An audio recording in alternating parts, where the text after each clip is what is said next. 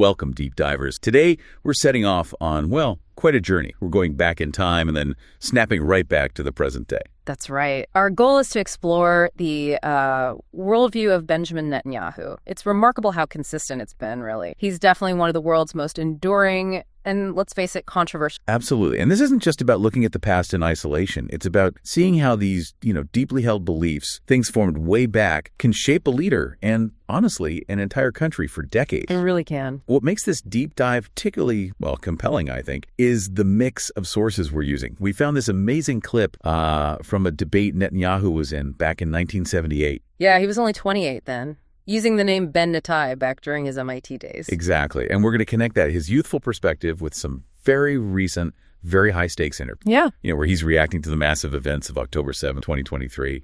And alongside that, we're looking at how his public image is, constructed, and how he argues it gets distorted in what he calls the propaganda war. It's quite a range of material. It definitely is. And our mission, really, is to pull out the key insights, the core nuggets of knowledge from all the... So we'll look at his early predictions, these long-held ideas about the Israeli-Arab conflict, how they've sort of played out over almost 50 years now. And understand his immediate gut reactions to what happened. Harrowing. And also how he tries to navigate this information battle he talks about. We're hoping to uncover some surprising facts, maybe some aha moments for you that leave you feeling really well informed about the consistency, perhaps, of his strategic thinking. Definitely. Okay, so let's jump into that 1970. Picture this. A young Benjamin Netanyahu, then Ben Netai, super articulate, getting grilled on TV. It's pretty amazing what he said back then, looking at it now. It's like a window into the future. It shows this core philosophy that really hasn't changed much. Even at 28, he was already very clear, very forceful in his views. Oh, absolutely. And a key part of his argument, right from that 78 debate,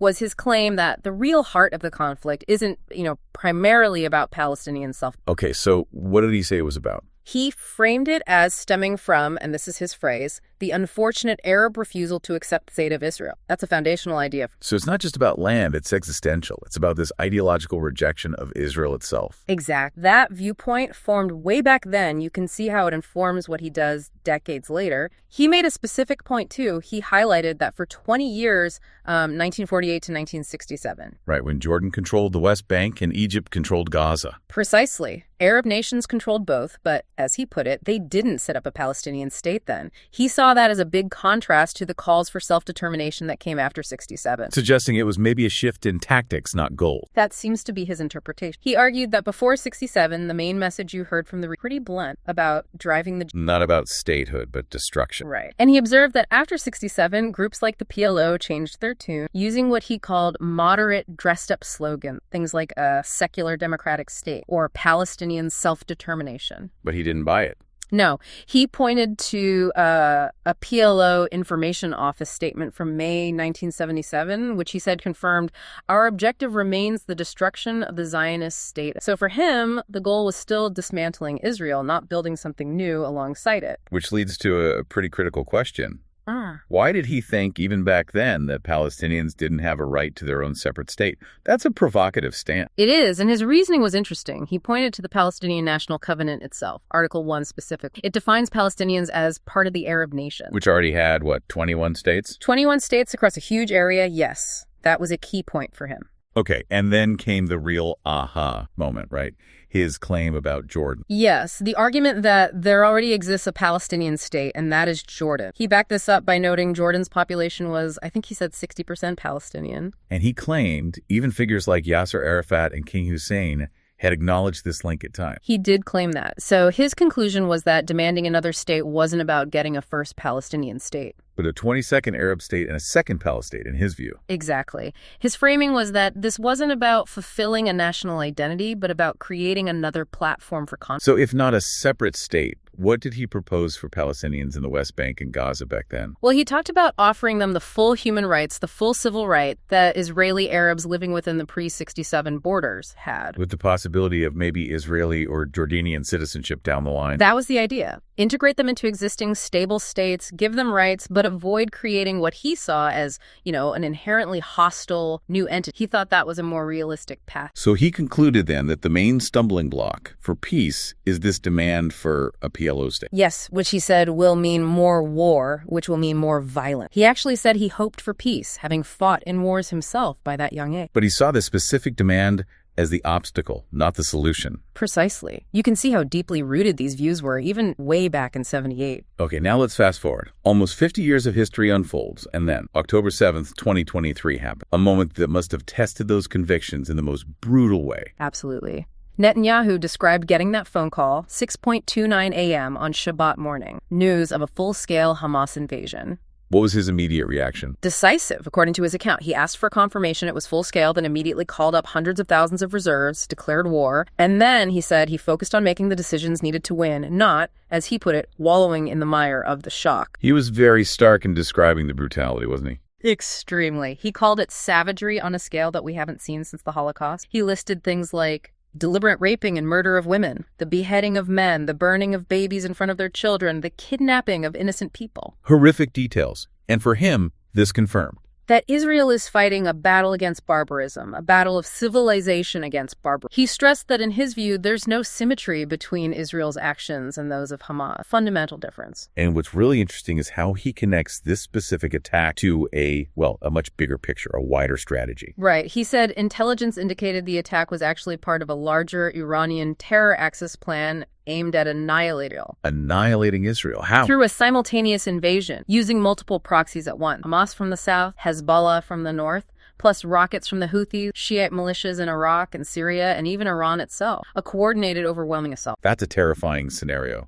Did the intelligence reveal anything else, perhaps about how it played out, or maybe didn't quite play out as planned? Yes, actually. According to Netanyahu, the intelligence suggested Hamas fired to jump the gun. Too soon. What did that mean in practical terms? Well, despite the absolute horror and devastation of the attack itself, he suggested this timing might have inadvertently disrupted the larger. It gave us the time, he said, to block potential invasion of Hezbollah from the... Wow. So as horrific as it was, it could have been part of an even more catastrophic, synchronized, multi-front attack. That's the picture he paints. It really highlights the complex and deadly game of regional power plays involved. Shifting gears a bit, away from the immediate conflict, Netanyahu is very open about Israel definitely not winning what he calls the propaganda. Yeah, he frames it as a battle Jews have been fighting and losing for maybe 2,500. That's quite a statement. It really is. Yeah. So how does that view shape how Israel tries to respond to the intense global criticism and specific accusations they face? Well, it clearly makes it a critical front. He tackles accusations head on. Take what he calls the genocide fraud. Okay, what's his argument there? He says Israel has the military capacity for genocide, but actively chooses not. He points to efforts like sending millions of text messages, millions of individual phone calls to warn Gazan civilians to evacuate combat zones. Though he also claims Hamas often prevents people from leaving. Right, that's part of his counter-narrative. He also brings up casualty ratio. He cited a combatant to non-combatant ratio of about 1.5 to 1. Meaning for every 1.5 militants killed, roughly one civilian? Yes. He argues that's unheard of in history in such dense urban warfare.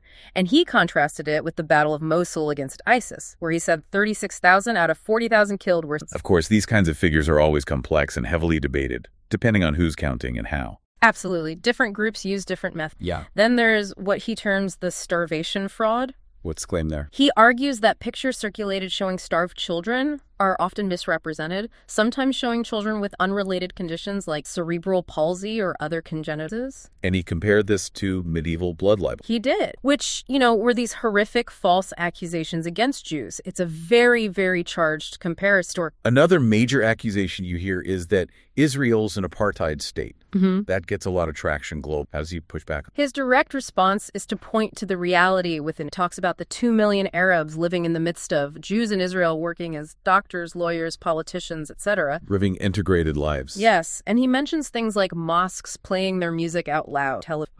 For him, this level of integration and freedom for Israel's Arab citizens fundamentally contradicts the apartheid. He argues it's just not an accurate description. It's also notable how critical he is of some Western leaders, saying they're buckling under pressure, especially when it comes to talk about recognizing a Palestinian state. Right. He calls that idea downright dangerous. He argues it would basically be rewarding terrorism, specifically the monstrous terrorists of October 7th. How does he try to make that point resonate with Western audience? He uses an analogy. He asks how the UK or the US would react if, say, London or Washington were attacked like that, and then they were immediately asked to reward the attackers by giving them a state right. Trying to frame it as something inconceivable for them, so why expect it of Israel? That's the core of his argument, that it would set a dangerous precedent and further destabilize. What about criticisms closer to home, like inflammatory comments from some ministers in his own government, or questions about Israel's past dealings with Qatar and allowing funds into Gaza? He addresses those too. He says openly that he disagrees with ministers. He mentioned Bezalel Smotrich by name, who talk about occupying Gaza permanently. He clarifies that's not government policy. And frames it as part of democratic debate. Exactly. He says, look, we have disagreements. People voice them. That's democracy. On the Qatar funds issue, claims that Israel helped strengthen Hamas financially. Yeah, what's his take on that? He dismisses it as hogwash. He says any money that went in with Israeli knowledge was a fraction of Hamas's total funding. It was monitored,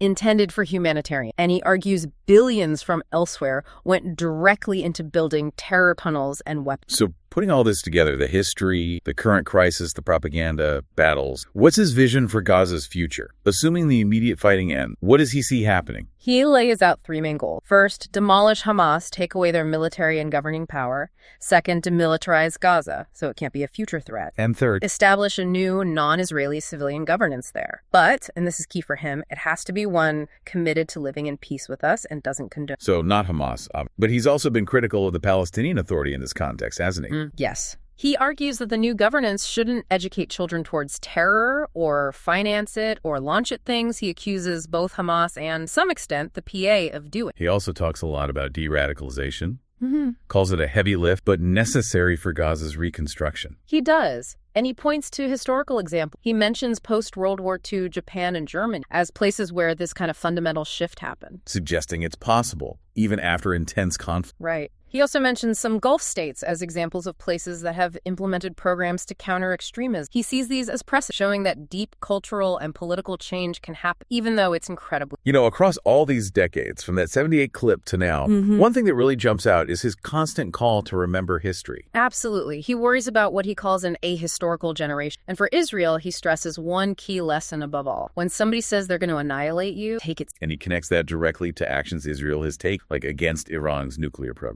Yes, he frames those as necessary preemptive measures driven by that historical lesson. Learn from the past. Don't ignore threats. And he extends that warning to other democracies too, doesn't he? He does. He brings up Winston Churchill's warning about the slumber of democracies, how they might sleep through the jarring gong of danger. And the danger now in his... He argues that Islamic radicals are fundamentally against the West, not just Israel, and that they're actively working on ways to attack Europe and the U.S. He's essentially saying the danger signal is ringing loudly right now. And Israel's role in this is? He positions Israel as being on the front line, fighting, as he puts it, not only on our behalf, we're fighting them on your behalf too. A defense for Western civilization against a shared radical. So we've really covered a lot of ground here. From that young Netanyahu in 1978 laying out these core ideas to the present day, seeing him navigate immense crises and this relentless information war. And that consistency is quite remarkable, isn't it? Viewing the conflict fundamental as this existential fight against those he genuinely believes want to destroy Israel. Yeah. And the consistent thread seems to be this argument he made. If you don't take existential threats seriously,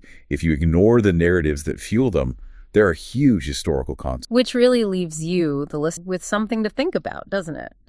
What does it mean for your own understanding of global conflicts when you see a leader articulate such a long-held, unwavering perspective, tying it so directly to history, survival, and maybe the perceived inact? It's definitely a lot to consider. This deep dive, it's really just a glimpse into a very complex leader and the incredibly difficult issues he's dealing with. We really invite you to think about these perspectives, maybe dig deeper into the history and the sources yourself, and, form your own informed opinion.